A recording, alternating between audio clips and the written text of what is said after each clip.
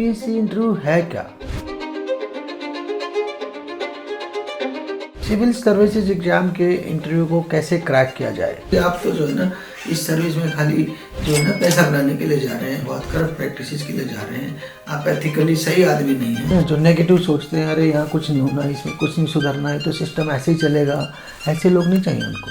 हर आदमी को 100% क्वेश्चन थोड़े आते हैं। 100% नॉलेज तो गूगल के पास भी नहीं है। आज हम इसकी बात करेंगे, UPSC interview. Basically it's a personality test. बहुत से लोग ये गलती कर बैठते हैं, वो सोचते हैं कि नॉलेज टेस्ट है। ये नॉलेज टेस्ट बिल्कुल नहीं है, ये पर्सनैलिटी टेस्ट है। क्योंकि नॉलेज तो आपका टेस्ट हो, आप 15 लाख लोगों में से 10-12 हज़ार लोगों में आ गए हो जिन्होंने जब प्रीलिम्स कर लिया। जब 10-12 हज़ार ने प्रीलिम्स में से मेंस क्लियर कर लिया तो 3000 में आ गए, यानी 15 लाख से 3000 में आ गए हो। आप शॉर्ट लिस्टेड हो गए because of your knowledge. Prelims वाला नॉलेज, मेंस वाला नॉलेज, दोनों आप के टेस्ट हो चुके हैं। तो interview is not at all a knowledge test, it's your personality test. अब हमें किन बातों का ख्याल करना चाहिए जब हम इंटरव्यू में जा रहे हैं? तो 2 सबसे ज़रूरी बातें हैं। वो क्या है? Number 1, what the board is looking for. Board को क्या चाहिए आपके अंदर, क्या ढूंढ रहे हैं बोर्ड कि अच्छा सिविल सर्वेंट बनेगा कि नहीं बनेगा, उसके लिए क्या ढूंढ रहा है आपके अंदर, कौन सी क्वालिटीज़ ढूंढ रहा है। और बोर्ड को क्या नहीं चाहिए। बोर्ड ये भी डिसाइड करता है ना कि ऐसा बंदा, ऐसी बंदी हमें नहीं चाहिए, ये बेकार है, ये आ गया तो सिविल सर्वेंट, अच्छा सिविल सर्वेंट नहीं बनेगा।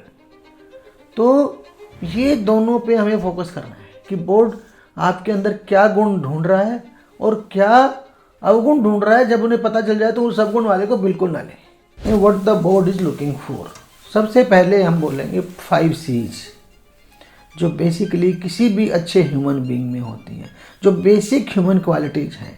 5 C's: कंपैशन, कमिटमेंट, कॉन्फिडेंस, करेज और कन्विक्शन। ये 5 आपके अंदर होनी चाहिए, आप एक अच्छे ह्यूमन बीइंग होंगे। ये 5 आप में ढूंढ रहे हैं। फिर क्या ढूंढ रहा है?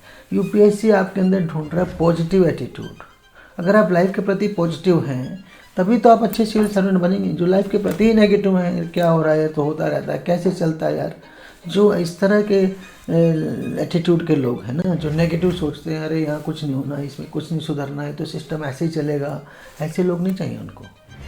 पॉजिटिव आउटलुक के लोग चाहिए, ऑप्टिमिस्टिक लोग चाहिए, अच्छे एटीट्यूड के लोग चाहिए। फिर यूपीएससी में एक और बड़ा गुण है ऑनेस्टी और इंटीग्रिटी। इसलिए मैंने कहा फेक लोग नहीं चाहिए। आप ऑनेस्ट हो, इंटीग्रिटी है आपके अंदर, ओरिजिनल हो, आप इधर उधर के चुराए हुए आंसर नहीं दे रहे हो। बोर्ड में ना बहुत सारे बच्चे आजकल क्या कर रहे हैं, मॉक इंटरव्यू से सीखेंगे, वो बोर्ड सिखा देगा और वही वाला रिपीट कर देंगे। एक क्वेश्चन के 10 आंसर 10 बच्चे सेम दे रहे हैं, तो बोर्ड को समझ जाएगा तो कहीं से सीख के आया हुआ है, ट्यूटर्ड है, ये इसका नेचुरल आंसर नहीं है, तो वहीं आपके नंबर कट जाएंगे। एक और क्वालिटी है मेंटल अलर्टनेस, कि कितना अलर्ट है आप सिचुएशन के प्रति। जब क्वेश्चन पूछा जाता है तो कितने अलर्ट है, क्या कितना उसको सही समझते हैं, तभी आप रियल में आपकी मेंटल अलर्टनेस हाई होगी, तभी आप अच्छा आंसर दे पाएंगे। फिर बोर्ड हमें देखता है आपकी decision making skills, leadership qualities और एनालिटिकल स्किल्स। ये हायर नंबर देने के लिए देखता है। बोर्ड आपको एवरेज से शुरू करता है 160 के आसपास, फिर वो देखता है बंदा या ये लड़का या लड़की इसमें जो है बहुत अच्छी, इसमें गुण दिखा रहे, तो हर बार आपके साथ 10-10 नंबर बढ़ाता जाए। और अगर उनको लगता है इसमें नेगेटिव गुण है तो आपको 10-10 नंबर घटाता जाए। एनालिटिकल स्किल्स वो हैं, अगर बोर्ड ने आपके अंदर अच्छे से पाई कि इसका एनालिसिस बहुत अच्छा है, उसको टू द पॉइंट प्रेजेंट करते हैं, तो आपके पॉजिटिव मार्क्स बढ़ते जाएंगे। So these are the things that board is looking, these are the qualities that board is looking for. अब हम उसकी चर्चा करें कि what the board is not looking for. उसमें क्या आएगा? बोर्ड को, जैसा भी मैंने कहा, पेसिमिस्टिक आदमी नहीं चाहिए, निराशावादी आदमी नहीं चाहिए, निराशावादी ब्यूरोक्रेट या सिविल सर्वेंट नहीं चाहिए। तो ये चीज़ें ढूंढ रहा है। आपके अंदर एक्सट्रीम व्यूज हैं, हर चीज़ में रेडिकल व्यूज हैं, वो नहीं चाहिए बिल्कुल। आप जैसे काइंड ऑफ क्रांतिकारी टाइप के व्यूज हैं मान लिया, और क्रांतिकारी भी पॉजिटिव डायरेक्शन में नहीं, नेगेटिव डायरेक्शन में एक्सट्रीम व्यूज हैं, तो वो बोर्ड को नहीं चाहिए।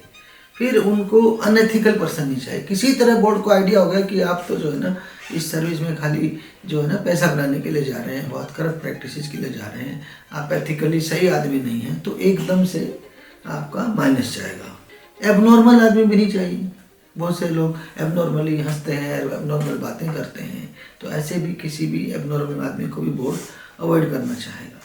फिर इनडिसिसिव आदमी नहीं चाहिए। डैफ को हमें डिटेल में तैयार करना है, क्योंकि डैफ वो डॉक्यूमेंट है जो सारे जो बोर्ड है पूरे बोर्ड के सामने रखा हुआ है। तो उनके सामने आपके बारे में 10-11 पेज रखे हुए हैं, तो सर्टेनली वो उसमें से इंफॉर्मेशन निकालते रहते हैं और क्वेश्चन बनाते रहते हैं। सो उसके ऊपर आपको सबसे ज़्यादा फोकस करना है, बाकी तो अनलिमिटेड है। तो मेरी अपनी एक एवरेज मान लीजिए 50% प्लस क्वेश्चन हमेशा डैफ से होते हैं। तो इससे बढ़िया मौका क्या है कि आपके हाथ में है। फिर आप डैफ को कई बार आप ऐसा क्वेश्चन ऐसे आंसर से लीड कर सकते हैं कि वो और 50 की बजाय 80-90 तक डैफ पे जा सकता है। तो डैफ को तैयार करना है स्टार्टिंग फ्रॉम योर नेम। आपका नाम क्या है? जैसे मेरा नाम अशोक कुमार है। अशोक का मतलब क्या होता है? अशोक के साथ हिस्ट्री क्या जुड़ी हुई है? ठीक है ना। तो आपकी डेट ऑफ बर्थ, कोई डेट ऑफ बर्थ है आपकी, पता चला वो 2 अक्टूबर है, या कोई और बड़ी किसी इंटरनेशनल इवेंट से 15 अगस्त है, 26 जनवरी है, तो किसी और चीज़ से जुड़ी है आपकी डेट ऑफ बर्थ, तो उसके रिलेटेड क्वेश्चन हो सकते हैं, क्योंकि वो डैप में भरा हुआ है, वो उनकी नज़रों के सामने है। फिर आपका प्लेस ऑफ बर्थ है, आप पोरबंदर से मान लिया है तो अचानक से आ गया भाई तो गांधी जी की जगह है, तो वहाँ से उससे ज़्यादा जुड़े हुए क्वेश्चन आ जाएंगे। आप हरियाणा से हैं, होम स्टेट, तो आपको एग्रीकल्चर के, फार्मिंग के, स्पोर्ट्स के बहुत सारे क्वेश्चन पूछे जा सकते हैं।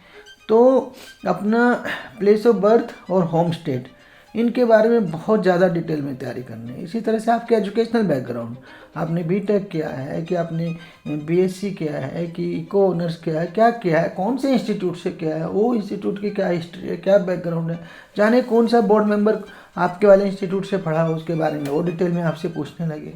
फिर आपकी फैमिली बैकग्राउंड जो भराई जाती है कि माता जी क्या करते हैं, फादर क्या करते हैं, फैमिली बैकग्राउंड से रिलेटेड भी क्वेश्चन हो सकता है। अगर आपकी फैमिली बैकग्राउंड फार्मर की है तो अलग क्वेश्चन होंगे, अगर आपकी फैमिली बैकग्राउंड ब्यूरोक्रेट की है तो उसके अलग क्वेश्चन हो सकते हैं। तो उसके ऊपर फिर अगर आप जॉब का कोई एक्सपीरियंस है तो उस पर भी बात करनी है।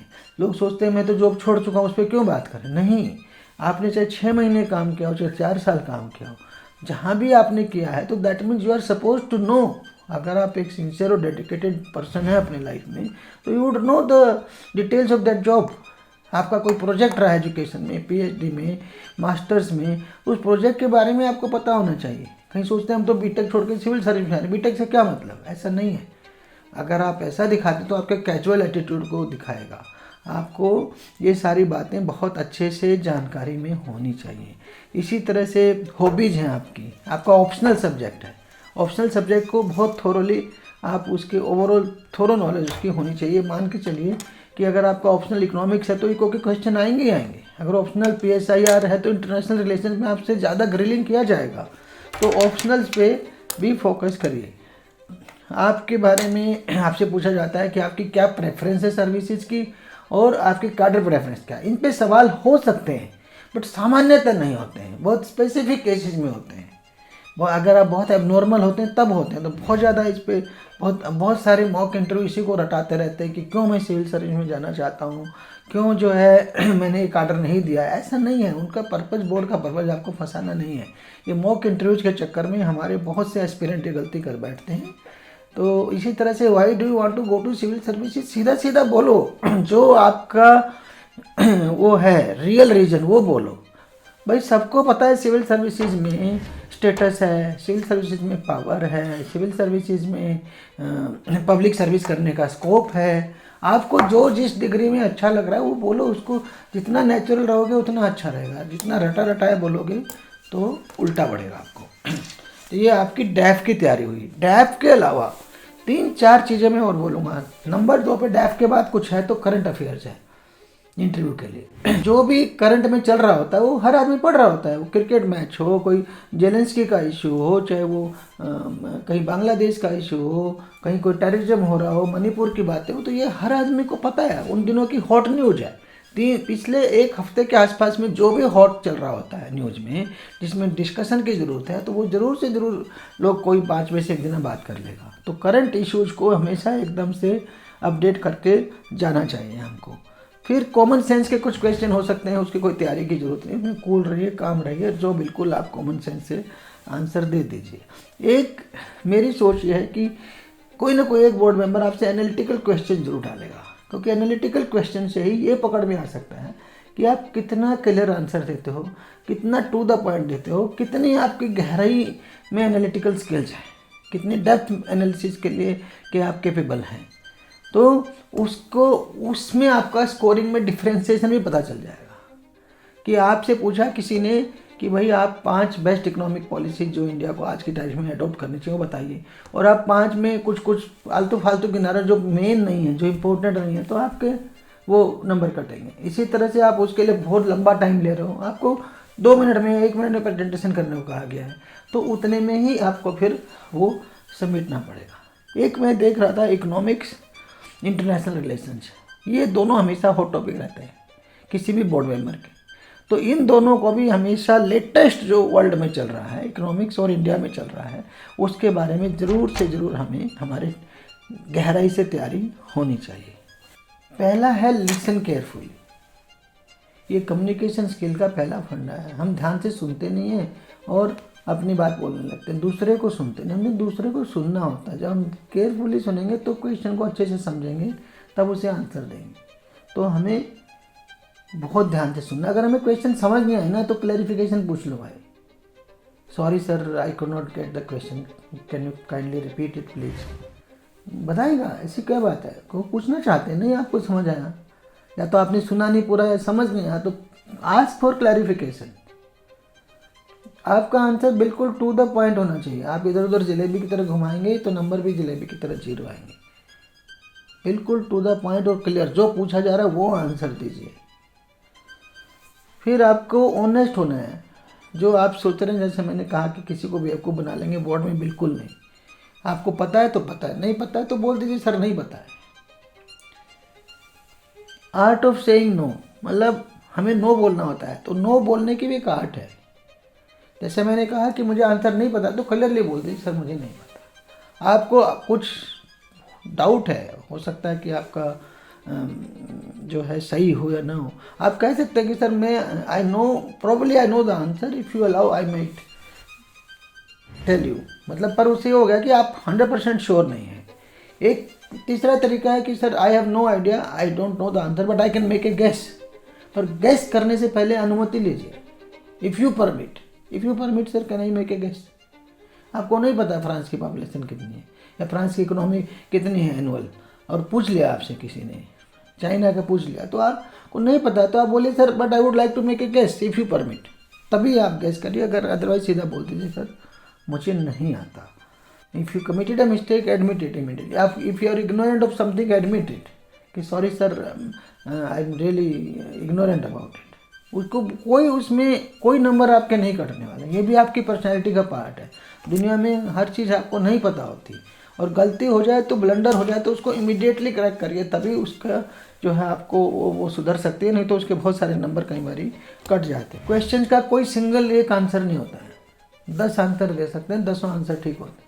Y do you want to join civil services, इसके 10 आंसर हो सकते हैं और 10 के 10 सही हो सकते हैं। हर आदमी अपने अपने स्टाइल में करेगा, हर आदमी के अपने अपने सर्कमस्टांसेज है।